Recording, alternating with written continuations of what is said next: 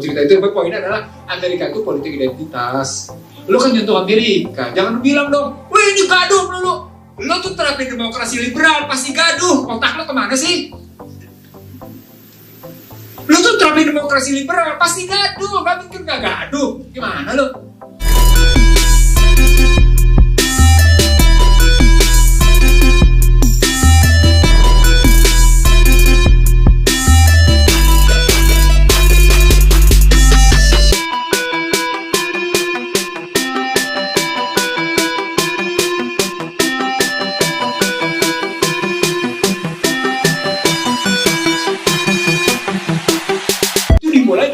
Bagaimana mereka mengendalikan drone? Lebih sadisnya Bapak Ibu sekalian, perang 5G tadi bukan cuma sekedar Huawei yang dilarang di beberapa negara, dari mulai Australia, New Zealand, Kanada, sebagian negara Uni Eropa, dan Amerika. Bukan sekedar itu. Di balik itu adalah soal bagaimana pengendalian dirgantara frekuensinya untuk menentukan apakah sebuah negara sesungguhnya berdaulat atas cuacanya.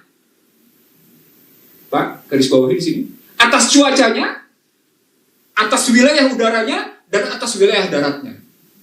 Ini perang. Ini perang di sini. Makanya saya nyebutnya bukan cuma sekedar ICT war, tapi sekaligus cyber war posisi. Saya tidak tahu Indonesia sampai seberapa jauh menyampainya. Saya tidak mengerti. Saya tidak dapat informasi tepatnya. Karena 5G kita saja kita tidak tahu. Hingga hari ini tidak ada standarisasi di kita. Hingga hari ini. Standarisasi digital aja nggak ketemu. Kita mau ngambil pola Jepang, kita mau ngambil pola Eropa, kita mau ngambil pola Amerika, kita mau ngambil pola Cina. Kita nggak jelas posisinya. Nah, poinnya adalah dari keseluruhan perang itu adalah perang ideologi ekonomi. Dan perang ideologi ekonomi dalam prakteknya adalah soal corporate capitalism melawan state capitalism. Kalau dalam pasar artinya pasar bebas melawan pasar terkendali. Pasar diatur. Dalam konsep itu perangnya begini. Ini Yahudi. Ini Yahudi. New World Order. Ini Belt and Road Initiative. Ini Cina. Di dalam National Defense Strategic of US 2018 yang tadi disebut oleh Hendrajit, tadi disebut istilah Hendrajit bukan itu, tapi disebutnya priority enemy. Jadi musuh prioritas mereka adalah Cina dan Rusia. Disebutnya priority economy. Nanti saya buktikan. Ada kalimat tapi jangan salah, mereka menyebut Cina sebagai predatory economy. Dahsyat kan? Predatory economy, gila kan? Dan tertulis. Jadi bukan sekedar caci maki yang dimunculkan oleh berikutnya oleh Obama. Saya terusin di sini. Nah, ini riwayatnya. Riwayat panjangnya begini. Ini kalau saya ceritain satu persatu ini ramai karena menyangkut soal bagaimana Indonesia ternyata tidak punya. Sorry betul. Saya minta maaf. Karena Menteri Luar Negeri kita pernah dimarah-marahin oleh Obama di depan petingginya, dan Menteri Luar Negerinya diem aja dan nggak bisa ngomong apa-apa gitu. Yang memberitain luar negeri, baru 3 hari kemudian diberitakan dari Jakarta Post. Gimana tuh? Jadi ini dari riwayat ini satu persatu. Bagaimana Obama muak sama Hu Jintao, bagaimana kemudian Wen Jiabao bisa membuktikan siapa dirinya, berlanjut ke Hu Jintao, berlanjut ke Xi Jinping. Yang menarik adalah ini. Obama 6 November terpilih kembali, ya.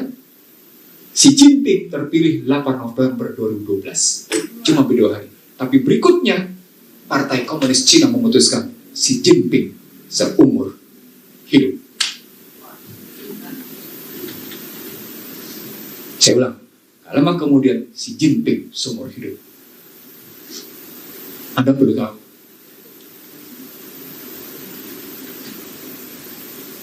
Kaki tangan Xi Jinping di sini bisa masuk lebih banyak dari kaki tangan Amerika. Itu yang orang tidak tahu. Saya ulang ya, kaki tangan Xi Jinping di sini bisa masuk lebih banyak daripada kaki tangan Amerika. Coba, ini perangnya. Anda boleh cari data saya. Bagaimana peperangan itu dilanjutkan? Perang paling lama adalah perang di Afghanistan. Dan perang paling menarik adalah justru Afgan di Taliban itu tidak pernah minta tolong dengan umat Islam manapun di dunia, tetapi kemudian Amerika malah minta dialog di Abu Dhabi. Mereka tidak mau milih dialog damai. Posisinya di negeri-negeri Eropa atau negeri Barat, mereka tetap mau di Afrika. Dan si Taliban bilang, oke, kita dialog. Dan hingga hari ini tetap yang namanya Taliban itu bisa nunjukin harga diri. Perang paling lama, hingga hari ini. Nanti masuk juga dalam American Strategic Defense of US. Ini perang-perang paling lama posisinya begitu. Bagaimana persenjataannya begini? Persenjataannya. Kalau Anda lihat di sini, siapa yang paling tidak pernah mengimpor senjata? Cuma Amerika. Dari data ini. Sekali lagi saya cuma ingin mengatakan perangnya kumulatif, hybrid dan kumulatif statusnya. Satu saat bisa pakai konvensional, satu saat bisa paling canggih gitu ya. Sekarang kita tanya sama diri kita, Indonesia mungkin nggak masuk dari perang paling konvensional, paling tradisional sampai paling canggih? Paling tradisional apaan sih? Hah? Oke, bambu runcing. Terus intelijen paling tradisional ngapain sih? Ngapain? Masih perempuan. Masih perempuan. Dan mereka gila-gilaan mainnya. Operasi madu. Kalau pakai istilah John Perkins, operasi sir rambut pirang ke para pangeran. Oh, itu istilahnya. Oh iya, John Perkins ngomongnya begitu nulisnya, operasi sir rambut pirang kepada para pangeran dan para petinggi. Dahsyat itu posisinya. Berikutnya saya jelasin di sini. Ini marahnya Trump. Karena semua negara belanja di NATO-nya di bawah 4%. Sampai Trump minta, nggak bisa. Makanya Trump kemudian menarik diri dari NATO. Pernyataan Biden terakhir, kami akan kembali ke NATO. Datanya ini. Kenapa ini pusing? Karena mereka menghadapi Rusia. Kenapa mereka pusing? Kasus kemarin yang viral, bagaimana Erdogan menolak Macron tanda tangan, itu menarik. Karena sampai dengan sekarang, Erdogan tidak mau, Turki tidak mau mundur dari posisi NATO. Padahal, secara vulgar, Turki membawa nuklirnya Rusia ke negerinya. Terbuka dia bawa nuklirnya Rusia. Posisi. Terus Pak ya, dari kegagalan itu, mereka bikin ini. Tapi kata kuncinya itu, tumpuan utama investasi dan modal asing. Kata memudeh tesis Omnibus Law di sini. Jadi setelah mereka gagal di MDGs, Millennium Development Goals, demokrasi liberal. Padahal saya bilang sama Anda, tidak ada satu negara yang sukses dengan demokrasi liberal. Tidak ada satupun. Tadi saya ngomongnya dari 1914 ya, mundur ke belakang. Tidak ada satu negara pun yang sukses dengan demokrasi. Kenapa? Karena demokrasi liberal basisnya adalah survival of the fittest. Ulang, karena demokrasi liberal basisnya adalah survival of the fittest. Itu ilmu biologi itu. Seleksi alam. Seleksi alam. Darwin. Tapi itu diaplikasikan dalam kenyataan. Siapa kuat, dia menang. Dalam tesis bahasa Yunani, primus inter pares. Ya, sudah tuh. Dimajukan selangkah, tinggikan selangkah. Posisinya begitu melihatnya. Nah, saya tidak tahu Adi sedang menginformasi, tapi paling tidak dia ingin mengatakan Indonesia yang menerapkan demokrasi sudah mati. Iya, tapi demokrasi kayak gimana? Nggak ada negara sukses posisi dengan begitu. Dia nyinggung Polda, kenapa dia dipanggil?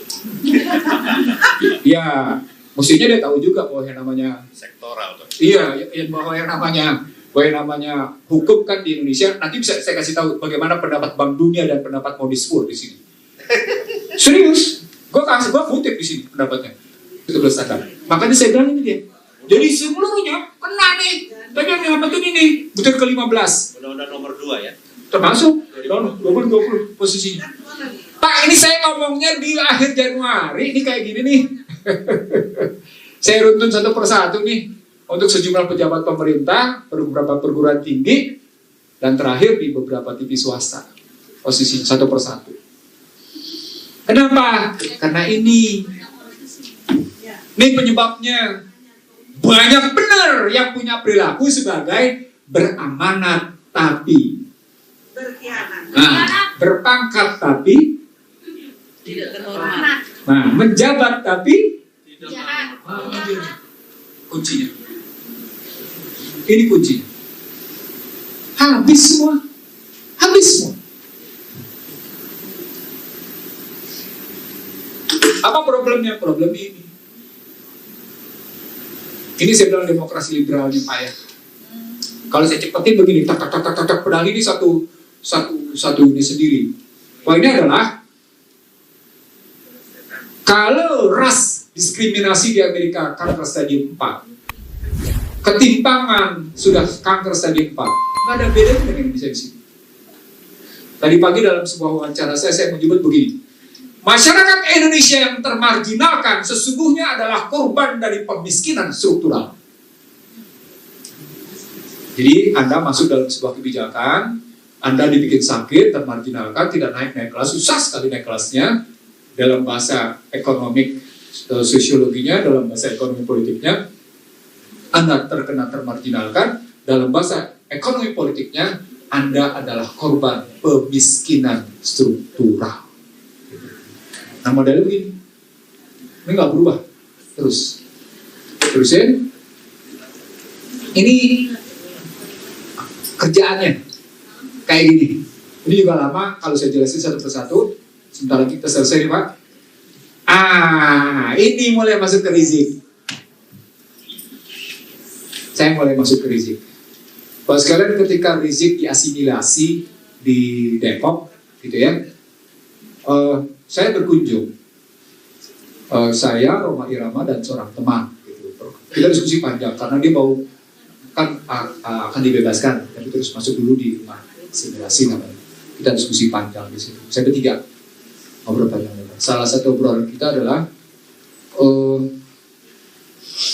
kacaunya kedaulatan hukum dan politik di Indonesia, sehingga tidak jelas sesungguhnya mau menjalankan apa. Kalau sekalian, saya kira secara perbandingan saya bilang ada 3 manusia, maaf ya, saya tidak bicara ras, tapi ini kebetulan saja terjadi. Ini Bang Nazamuddin biar tahu, saya tidak bicara ras, tapi kebetulan terjadi di Indonesia. Yang pertama korbannya adalah Abu Bakar Basir. Iya, betul ya? Arab bukan? Arab. Yang kedua korbannya siapa? Muhammad Rizik Syihab. Arab bukan? Arab. Yang ketiga yang dimainkan siapa? Anies Baswedan. Tiga-tiganya Arab. Tiga-tiganya Arab. Ini ada apa? Anda boleh bilang ini bukan ras, ini bukan rasial, tapi faktanya ini rasial nih. Lalu Anda bilang, oh jangan teriak politik identitas. Gimana sih lo gak teriak-teriak politik identitas? Amerika itu politik identitas. Bego banget lo. Lo bego banget sih. Lo bilang gak boleh kita main politik. Amerika itu politik identitas. Ya Allah ya Tuhanku. Emang memang begitu. Aduh. Ada gitu, ada tuh otak ngomong kayak gitu loh. Loh. Anda lihat siapa yang namanya Joe Biden? Apa agamanya? Yahudi. Katolik. Tapi begitu Anda tanya, is Biden Jewish? Dia jawab, very Jewish. Yahudi. Sangat Yahudi. Jawabannya very. Pakai very. Gila nggak? Dia sebutnya Katolik, tapi ketika is Biden Jewish, tanda tanya gitu ya posisinya. Dia jawab bawahnya, Biden very Jewish. Kalau nggak percaya, buka handphone lu sekarang. Tanya seperti gue nanya, keluarnya akan kayak gitu. Ya sudah, saya nggak mau cerita itu. Tapi poinnya adalah Amerika itu politik identitas. Lo kan nyentuh Amerika, jangan bilang dong, wih ini gaduh lu. Lo tuh terapin demokrasi liberal, pasti gaduh. Otak lo kemana sih? Lo tuh terapin demokrasi liberal, pasti gaduh. Gak mungkin gak gaduh. Gimana lo? Ngomong gak nih, gaduh nih politik, enggak. Nah, karena kita masuk. Waktu dialog-dialog kayak gitu, akhirnya ketemu dengan peristiwa 411 dan 212. Ya saya menyaksikan mata kepala lah apa yang terjadi pada 411, 212. Saya ada di sana dan di panggung. Saya lihat bagaimana cerita 212 ketika seorang menyatakan selamat datang, terima kasih, selamat, dan pergi. Saya lihat itu. Tapi saya janji dalam hati saya untuk sesuatu yang tidak saya ungkapkan, tapi saya membaca bahasa tubuh. Dalam ilmu komunikasi, bahasa tubuh jauh lebih penting daripada kata-kata yang terucapkan. Dalam ilmu komunikasi ada 3 hal yang dilihat. Explicit message, implicit message, dan tacit message posisinya. Saya membaca ketiga-tiganya. Nah, saya singkatin, saya masuk ke Rizik. Jadi kalau Rizik kemarin sudah bicara revolusi akhlak sebelum pulang, dan disampaikan lebih dahulu oleh Sobri dengan menyebut revolusi, maka sesungguhnya Sobri itu cuma mengutip pendapat Rizik pada 4 Juli 2017 di Yaman. Saya ulang ya, Yaman. Rizik bilang, rekonsiliasi atau revolusi. Ini 4 Juli nih, 2017. Jadi bukan kemarin yang ngomong. Dia ngomong Juli 2017, gitu posisinya. Rekonsiliasi, sikap kesatria Habib dan ulama dalam mengimplementasikan ruh aksi bela Islam 411 dan 212 yang selalu mengedepankan dialog serta perdamaian semua pihak. Jadi artinya boleh rekonsiliasi, tapi ada dialog. Dialognya apa? Dialognya adalah kalau yang kemarin, bebaskan kriminalisasi yang mereka ditahan secara politik, stop kriminalisasi terhadap ulama dan aktivis. Kalimat berikutnya, tidak ada rekonsiliasi tanpa stop penistaan terhadap agama apapun. Ini yang menarik. Ini yang menarik. Rizik tidak hanya bicara soal kulit kuning, tapi dia juga bicara soal kulit putih. Seperti saya bilang 2016 saya ngomong di FPI. Tidak ada rekonsiliasi tanpa penyebaran paham komunisme, marxisme, leninisme, dan liberalisme serta paham sesat lainnya. Pernah ingat istilah sekulis ya? Nah, ini dia. Jadi di sini Rizik saya lihat konsisten. Usia ini lama. Bila rekonsiliasi gagal, maka jalan lainnya adalah kalimat enaknya sini, jihad untuk revolusi damai. Damainya diganti menjadi revolusi akhlak. Ini Rizik ngomong 2017, bukan baru posisinya. Agar umat tetap menjaga perintahnya berikutnya, umat menjaga keutuhan NKRI, tegakkan supremasi hukum di semua bidang. Tapi lihat, saya pegang dengan 3 item. Item pertama adalah sabar dan punya sikap syukur. Item kedua adalah punya sikap jujur. Item ketiga adalah memegang komitmen. That is life. Pada hakikatnya, life is commitment. Betul ya? Betul nggak? Life is a struggle. Itu berarti punya daya tahan. Itu berarti bersabar. Tapi sekaligus menerima, syukur. Pada hakikatnya, life is honest. Hidup juga jujur. Mereka yang tidak jujur pada hakikatnya adalah orang yang hidup dalam ketidaktentraman. Mereka yang hidup dalam kegelisahan. Makanya saya bilang ini karunia sebenarnya. Kapan ini terjadi, Pak? Kapan ini terjadi? Terjadi pada A'raf 172. Alastu rabbikum. Kalau salah. Jadi sesungguhnya itu kelihatan. Ini saya ambil dari sini. Terus ini kelihatan. Jadi alastu rabbikum itu pada hakikatnya adalah sama dengan la ilaha illallah. Tidak peduli apakah perempuan itu muslim atau non muslim, dia tetap tunduk pada perkataan la ilaha illallah. Tidak peduli. Tidak peduli. Kata kuncinya di situ. Saya cuma tambahin Muhammad Rasulullah ketika mereka sudah jadi posisinya, mereka hadir sudah dalam posisi akil balik. Coba saya cepetin, makanya saya masukin langsung. Tetapi dari bentuk kepribadian yang tersimpan itu muncul ini.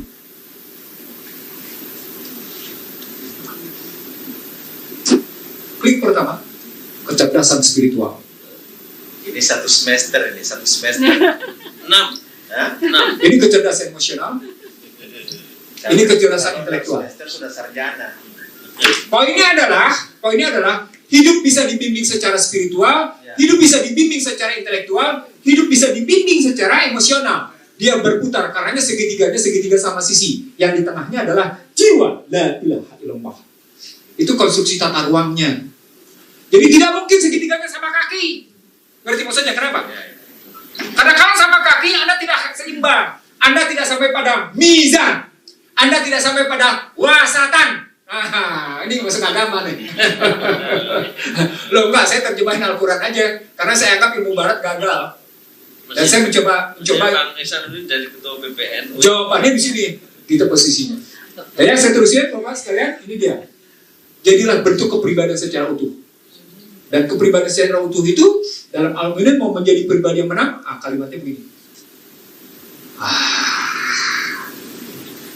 Kalau Al-Quran menggambarkan struktur itu 7 individu, keluarga, komunitas, sosial, nasional, regional, dan internasional, maka sesungguhnya sebuah negara yang bisa menjadi sukses dan bisa menyelesaikan dirinya sendiri menerapkan model begini. Dalam bahasa yang sederhana, tidak mungkin sebuah bangsa dan negara sukses kalau isinya penuh dengan ketidakjujuran. Tidak mungkin. Mustahil. Tidak mungkin sebuah negara sukses kalau para pemimpinnya tidak pegang komitmen. Tidak mungkin sebuah negara sukses kalau kemudian dalam dirinya tidak punya ketangguhan dalam menghadapi peperangan sekarang itu gitu. Dan kemudian tidak punya sikap syukur atas posisi dirinya. Jadi mustahil posisinya. Makanya kecerdasan sosialnya tergantung di situ. Saya kasih term. Ya Pak, saya terusin Pak sebagai penutup secara konstitusional begini. Nah, ini kalau pernah melihat di TV One, saya berdebat dengan Ali Muhtar Ngabalin dan siapa tuh? Satu lagi dari PDIP, lupa namanya. Arteria Dahlan. Saya ngomongnya begini. Anda cuma punya filosofi, Anda cuma punya ideologi, Anda cuma punya teori. Gue punya 6. Gue punya filosofi, gue punya ideologi, gue punya teori, gue punya konsepsi, gue punya bukti, gue punya aplikasi, dan gue punya pembuktian, aplikasi dan bukti itu bahwa anak SMA aja bisa gue gaji 5 juta. Lu kan gak bisa. Lu cuma ada di filosofi, lu cuma ada di ideologi, lu cuma ada di teori. Plak, nanti. Apa kata kuncinya? Berhenti berhutang dan riba. Jadi kalau sampai 6.000 gak bakal selesai. Lu gak bakal pernah selesai. Gak bakal selesai posisinya. Kita tulisin. Ini kalimat perintahnya. Perintahnya itu ada 5. Bebaskan dari ketertindasan, bebaskan dari kebodohan, bebaskan dari kemiskinan, bebaskan dari ketimpangan. Yang terakhir yang paling penting, bebaskan dari kehinaan. Perintahnya di situ posisinya. Jadi kalau Anda memang tidak mampu, jangan ditutup-tutupi. Anda menghina diri. Rumah kan utang. Bukan sekedar bangun rumah, nggak mampu kok bilang mampu, itu kan ngebohongin. Lu menghina diri sendiri, gitu loh. Itu sederhana aja, lu nggak mampu, lu bilang mampu, gua mampu kok, gitu. Ternyata terbukti nggak mampu. Gitu. Ada yang bilang itulah Indonesia. Kalau lah Indonesia, kemana orang pintarnya? Kemana Najamuddin Ramli, kemana Hendra Ajit kok gitu. Mustahil. Jangan, inilah kegagalan teori demokrasi. Pemimpin adalah cerminan masyarakatnya. No. Bukan begitu. Itu mengalir dari banyak ke sini. No. Air itu mengalir dari atas ke bawah. Air itu mengalir dari atas ke bawah. Gitu. Pemimpinnya dulu kayak apa? Tadi di depan saya salah satu masalah yang saya sebut adalah bahwa ternyata sejak 2016 hingga hari ini tulisan saya berjudul Sirnanya Keteladanan. Hilang sudah. Sebagai penutup, ini jawaban saya tentang Jeffrey Sah tadi yang gagal. Ini jawaban saya tentang kegagalan teori demokrasi berbasis uang. Ini saya jawabnya dengan begini. Posisinya. Jadi, saya mengatakan begini. Saya nggak cuma kritik kok. No, salah kalau gue cuma kritik. Gue punya konsep kok. Ada konsepnya kok. Ada jawabannya gitu. Nah terakhirnya begini, saya nolak cara berpikir yang diterapkan oleh Sri Mulyani dan kawan-kawan yang ini. Saya coret ini. Munculnya ini, posisinya. Oke. Ini terakhir. Pak, ini terakhir Pak. Lihat Pak. Ada janitor jadi pemimpin. Ketawa. Ngerti dia berarti. Ada janitor jadi pemimpin. Ada pemimpin jadi janitor. Tuh, bagian matrik tuh. Lihat tuh. Ini matrik ini. Ada 5 matriknya, janitor, operator, manager, fighter, leaders. Matrik ke bawahnya leaders, fighter, manager, operator, janitor. Ada janitor jadi janitor, ada janitor jadi pemimpin. Ada janitor menjadi pemimpin, ada pemimpin menjadi pemimpin. Lihat aja kira-kira Indonesia mana? Nggak usah dijawab. Nggak usah dijawab ya, silahkan jawab sendiri. Tapi ini masuk dalam buku saya di Bangsa Terbelah. Sudah saya jelasin begini ceritanya dengan indikator, jadi bukan cuma sekedar teori. Penutup, saudara sekalian, ini terakhirnya. Ini dalam rangka Maulid Nabi kemarin. Saya ditanya sama teman-teman, saya bilang, Kak, saya gampang kok jawabnya, saya bilang. Jawabnya adalah perdebatan 5 Juli tahun 74. Ditulis sesungguhnya bukan oleh Michael Hart, salah. Michael Hart cuma menuliskan perdebatan yang terjadi di London dan di Amerika. Nah, perdebatan di Amerika itu ditulis oleh yang namanya Ahmad Didat dalam bukunya The Choice. Judul buku Ahmad Didatnya The Choice. Ahmad Didat mengatakan, gini loh perdebatannya. Nah, diambil oleh yang namanya Michael Hart, dijadikan buku oleh Michael Hart 100 tokoh. 100 tokoh itu indikatornya ini. Siapa pemimpin besar paling berpengaruh di dunia?